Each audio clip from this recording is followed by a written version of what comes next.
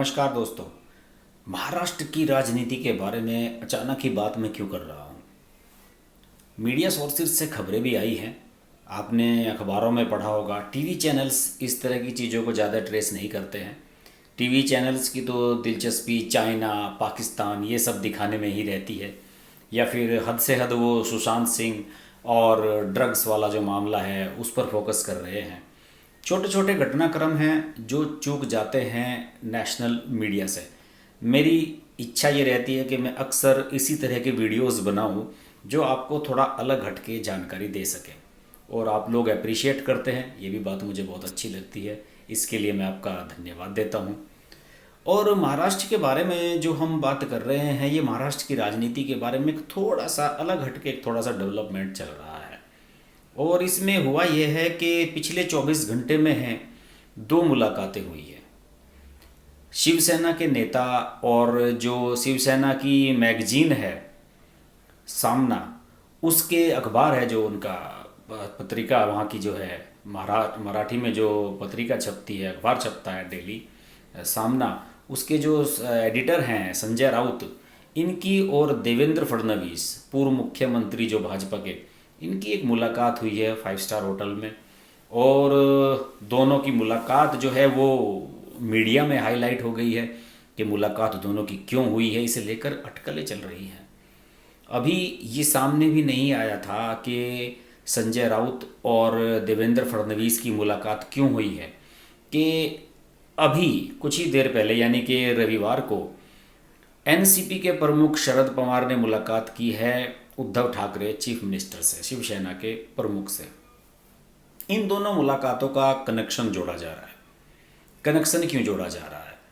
दरअसल हो क्या रहा है कि थोड़ा सा बैकग्राउंड मैं आपको बता दूं। आपको पता ही होगा कि पिछले साल जब चुनाव हुए थे तो सरकार नहीं बना पाए थे देवेंद्र फडणवीस, और दोबारा बीजेपी की वापसी नहीं हो पाई थी सबसे बड़ा दल होने के बावजूद, क्योंकि जो एलाइज थी यानी कि जो संगठन जो गठबंधन में जो सहयोगी पार्टी थी शिवसेना, वो चाहती थी कि इस बार चीफ मिनिस्टर हमारी पार्टी का बनाया जाए, हमें मौका दिया जाए।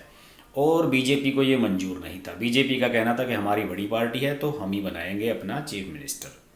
और इसी जिद में उद्धव ठाकरे ने नाता तोड़ लिया था शिवसेना के साथ, और फिर मौका देखा कांग्रेस और एनसीपी ने कि भाई ये मौका है बीजेपी को स्टेट से बाहर करने का, और उन्होंने समर्थन दे दिया था उद्धव ठाकरे को, जबकि उद्धव ठाकरे के इतने विधायक भी नहीं थे। इसके बावजूद भी उन्होंने उद्धव ठाकरे को समर्थन देकर सरकार बनवा दी थी।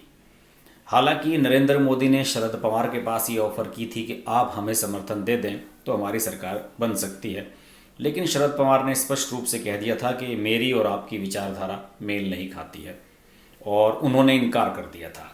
शरद पवार के साथ नरेंद्र मोदी का रिश्ता कुछ ऐसा ही जैसे बीजू जनता दल के नवीन पटनायक के साथ। नरेंद्र मोदी नवीन पटनायक का भी सम्मान करते हैं और शरद पवार को भी काफ़ी वैल्यू देते हैं। बहरहाल राजनीतिक रूप से ये बात बन नहीं पाई और उद्धव ठाकरे चीफ मिनिस्टर बन गए। और पिछले कुछ समय से खबरें ये आ रही हैं कि महाराष्ट्र में एनसीपी और कांग्रेस के सामने शिवसेना के नेता अपने आप को असहाय महसूस कर रहे हैं।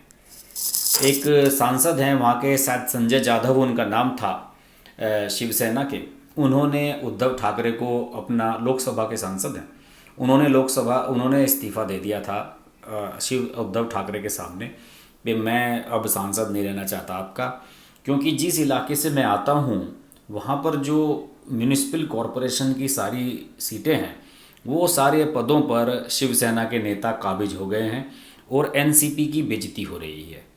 और उन्होंने सीधा का सीधा इस्तीफ़ा सौंप दिया था उद्धव ठाकरे को कि शिवसेना वालों की वैल्यू ख़त्म हो रही है और एनसीपी के लोग हावी हो रहे हैं। ये बात सही भी है, और इस बात को लेकर काफ़ी विवाद हुआ है, काफ़ी चीज़ें टसल में हैं, क्योंकि ग्राउंड लेवल पर एनसीपी और शिवसेना के कार्यकर्ता हमेशा एक दूसरे से भिड़ते रहे हैं। इनका नाता कुछ ऐसे ही है जैसे उत्तर प्रदेश में सपा और बसपा का। तो इन दोनों को मिलकर सरकार चलाना बड़ा मुश्किल हो रहा है, और अब यही हालत है कि कांग्रेस चुपचाप बैठी हुई है। कांग्रेस को ये लग रहा है कि भाई हम क्या करें, हम समर्थन जारी रखें या नहीं। और कांग्रेस को डर ये भी है कि अगर समर्थन हम वापस ले लेंगे तो बीजेपी फिर से सरकार बना लेगी।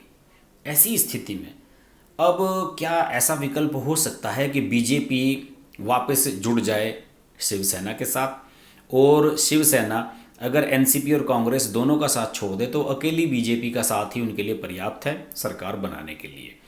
अटकलें यही लगी हैं कि क्या संजय राउत ने देवेंद्र फडणवीस से मुलाकात इसलिए की है कि क्यों ना फिर से गठबंधन कर लिया जाए।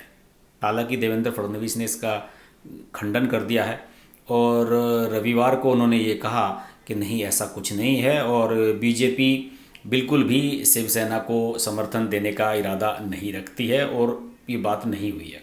संजय राउत ने भी यही कहा है मुलाकात के बाद कि देखिए, हमारे वैचारिक मतभेद हो सकते हैं पार्टियों के, लेकिन देवेंद्र फडणवीस से मेरी मित्रता है, मेरी जान पहचान है अच्छी, तो मैं उनसे कोई दुश्मनी नहीं रखता और मुझे सामना अखबार के लिए उनका इंटरव्यू लेना था, इसलिए मुलाकात हुई है। बहरहाल अगर ये सब हुआ है तो फिर शरद पवार ने उद्धव ठाकरे से मुलाकात क्यों की है? उनका ये भी एक आकलन लगाया जा रहा है कि शायद शरद पवार ने इस बात से नाराज़गी जताई है कि भाई आप देवेंद्र फडणवीस का इंटरव्यू क्यों छाप रहे हैं, क्यों गलत मैसेज दे रहे हैं लोगों को कि गठबंधन की सरकार एनसीपी, कांग्रेस और शिवसेना की ठीक नहीं चल रही है। और शायद यही वजह है कि हो सकता है कि शरद पवार ने इस पर नाराज़गी जताई हो। दूसरी ओर हाल ही में कुछ पोस्टर्स में एनसीपी और शिवसेना नेताओं की तस्वीरें थी, लेकिन कांग्रेस नेताओं को जगह नहीं दी गई थी जो सरकारी पोस्टर लगाए गए थे। इस बात को लेकर कांग्रेस के लोग भी नाराज़ हैं और माना जा रहा है कि तल्खियाँ चल रही हैं। और जब राजस्थान में सियासी घमासान मचा था तो महाराष्ट्र का गठबंधन भी कमज़ोर दिखने लगा था। तो ये सब चीज़ें एक दूसरे से जुड़ती हुई नज़र आ रही हैं। बहरहाल बीजेपी ने सफाई दी है। बीजेपी के मुख्य प्रवक्ता हैं केशव उपाध्याय, उन्होंने ट्वीट किया है कि राउत शिवसेना के मुखपत्र सामना के लिए देवेंद्र फडणवीस का इंटरव्यू करना चाहते थे, बस इसी को लेकर दोनों के बीच बातचीत हुई।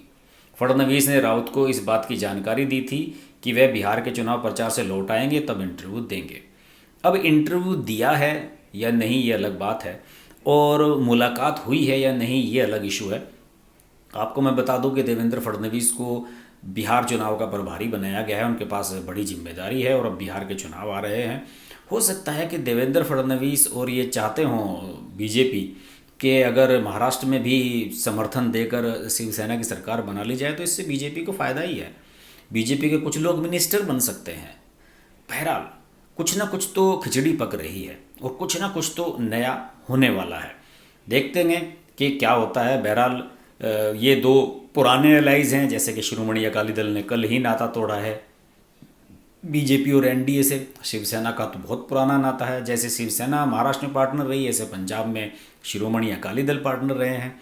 तो दोनों के बीच में नाता पुराना है और हो सकता है कि पंजाब चुनाव से पहले शिरोमणि अकाली दल फिर से साथ हो जाए। हालांकि बीजेपी ने यह कह दिया है कि हम पंजाब में 117 सीटें हैं, 117 सीटों पर हम अकेले चुनाव लड़ेंगे, 2022 में वहाँ विधानसभा चुनाव होना है। बहरहाल महाराष्ट्र के डेवलपमेंट्स पर हम नज़र बनाए रखेंगे। आप देखते रहिए हर्ष की बात लाइव। नमस्कार। Hi, this is Pooja Bedi, and I'd like to say that I'm deeply grateful to Harsh for his wonderful, wonderful and courageous reporting and the fact that he always stands up for what he thinks is right. Thank you, Harsh, for all the support and all the love, and rock on. Everyone who's watching this, don't hesitate to press the like, share, subscribe button on his channel.